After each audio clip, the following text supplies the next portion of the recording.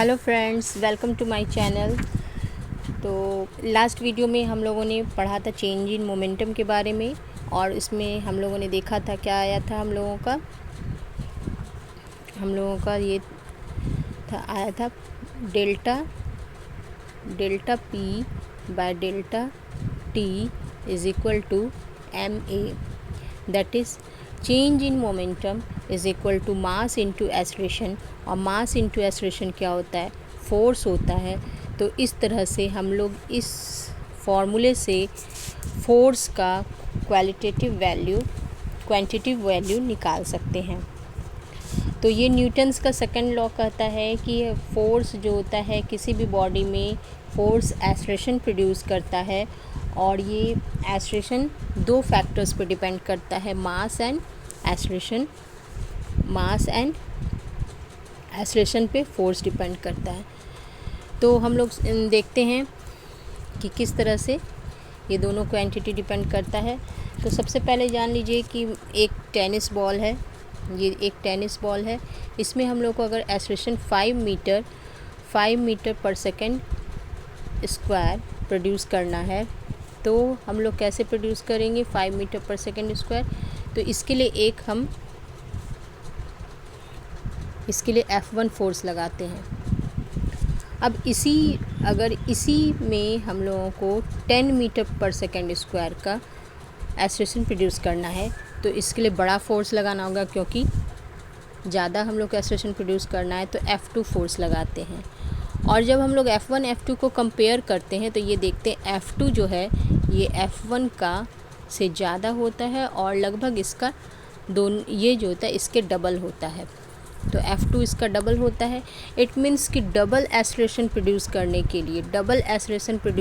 के लिए हम लोगों को डबल फोर्स अप्लाई करना पड़ रहा है। तो यहाँ पर ये क्लियर हो गया कि जितना ज़्यादा एक्सेलरेशन प्रोड्यूस करना है, मास अगर हम लोग अभी कांस्टेंट मानते हैं, तो जितना ज़्यादा एक्सेलरेशन प्रोड्यूस करना है उतना ज़्यादा हम लोग को फोर्स इंक्रीज़ करना पड़ता है। इसलिए हम कह सकते हैं कि एक्सेलरेशन जो है फोर्स के डायरेक्टली प्रोपोर्शनल होता है। ठीक है, एक हम लोगों का ये निकल गया फोर्स और एक्सेलरेशन में रिलेशन। अब नेक्स्ट हम लोग दूसरा देखते हैं, दूसरा क्वांटिटी क्या है जो फोर्स पर डिपेंड करता है। तो अब मान लेते हैं कि एक बड़ा सा फुटबॉल है, एक छोटा सा टेनिस बॉल है। दोनों का मास में काफ़ी डिफरेंस है, इसका मास ज़्यादा है और इसका मास कम है। अगर दोनों में हम लोगों को सेम एक्सेलरेशन प्रोड्यूस करना है, इसमें भी 5 इसमें भी 5, दोनों में सेम एक्सेलरेशन प्रोड्यूस करना है, तो हम लोग अगर इसमें F1 फोर्स लगाते हैं और इसमें भी F1 ही फोर्स लगाएंगे, तो क्या देखते हैं कि इसमें दोनों में same quantity of acceleration produce नहीं होगा। यानी सेम फोर्स लगाते हैं लेकिन सेम एक्सेलरेशन प्रोड्यूस नहीं हो रहा है। क्यों नहीं हो रहा है? क्योंकि इसका मास ज़्यादा है और इसका मास कम है। तो इससे ये पता चला कि मास पे भी फोर्स जो है, जो एक्सेलरेशन प्रोड्यूस कर रहा है वो सिर्फ एक्सेलरेशन पे नहीं बल्कि मास पे भी डिपेंड कर रहा है। तो इससे ये हम लोग ये कंक्लूज़न निकालते हैं कि फोर्स जो है वो फोर्स डायरेक्टली प्रोपोर्शनल है, force is directly proportional to mass. और पहले हम लोगों ने निकाला था कि acceleration directly proportional to force. अब इन दोनों अगर क्वांटिटी को हम लोग कंबाइन कर देते हैं तो ये क्या होता है? Force is directly proportional to acceleration directly proportional to mass into acceleration. और इसको अगर हम लोग एक्सेलरेशन के ये जो होता है ये प्रोपोर्शनल को अगर हटाते हैं तो इसको हम लोग एक कांस्टेंट से मल्टीप्लाई करना पड़ता है। यहाँ के एक कांस्टेंट है और इसका वैल्यू जो होता है, अगर हम लोग फोर्स मान लेते हैं कि मास 1 kg ले लेते हैं। अगर मास 1 kg है और एक्सेलरेशन 1 है, दोनों को यूनिट मान लें, तो अमाउंट ऑफ फोर्स जो अमाउंट ऑफ फोर्स हम लोगों को लगाना पड़ रहा है वो कहलाता है 1 न्यूटन।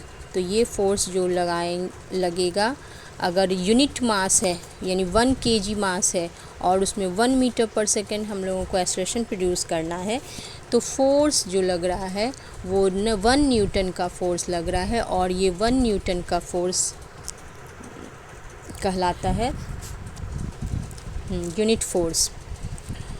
एंड इस तरह से हम लोग फोर्स का यूनिट भी निकाल सकते हैं। फोर्स का यूनिट क्या होगा, अभी हम लोगों ने देखा फोर्स इक्वल टू क्या होता है, मास इंटू एक्सेलरेशन होता है।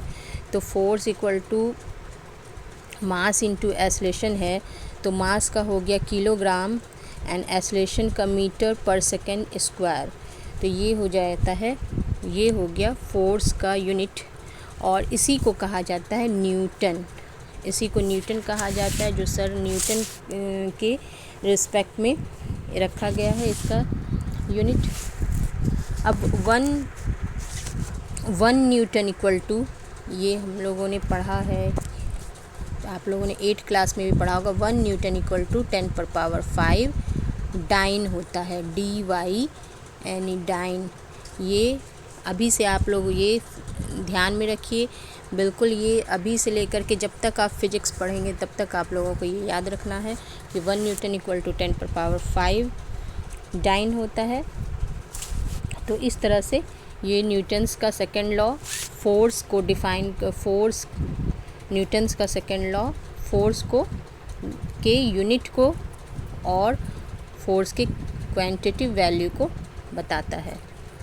अब हम लोग इसके बाद हम लोगों को पढ़ना है नेक्स्ट टॉपिक में कि न्यूटन्स का सेकेंड लॉ और rate of change of momentum का क्या एप्लीकेशन है। तो हम इसको नेक्स्ट वीडियो में हम लोग पढ़ेंगे। और इसी तरह के वीडियोज़ आप चाहते हैं तो अपने दोस्तों के साथ प्लीज़ शेयर कीजिए एंड सब्सक्राइब कीजिए और कमेंट सेक्शन में आप मुझे बताइए कि आपको आगे भी किस चैप्टर में पढ़ना है। तब तक के लिए टिल देन बाय।